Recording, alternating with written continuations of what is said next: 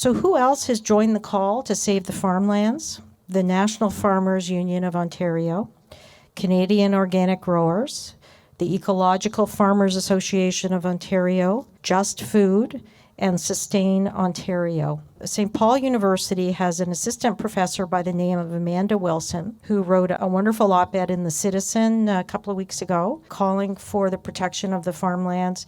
And she also led a group of food scholars from across Canada who wrote a letter again to Minister Thompson asking her to take action to stop the transfer of the land. So there's a lot of people speaking out in support of what we're here for today.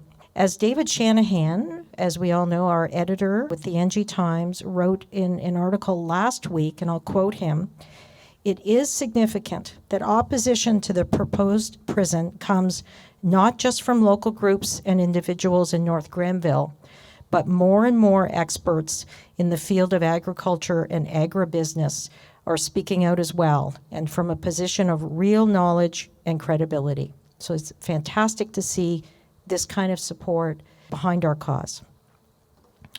I know that many of you were disappointed in Minister Thompson's response to the call to stop the transfer. Her statement to us specifically stated, and I quote, "I'm unable to assist you."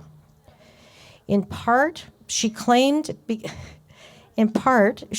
this was because the transfer is, quote, "substantially completed," which actually tells us absolutely nothing about the status of the transfer. But regardless of that, her response in no way diminishes her capacity as a cabinet minister and obligation as the Minister of Agriculture to do the right thing. We will continue to call her out on this issue, and we hope you will as well. Yes, that's a resounding yes. Good. And again, we've got the backing of some pretty powerful organizations to support our statements. So now on to our next speaker, John Gagnon.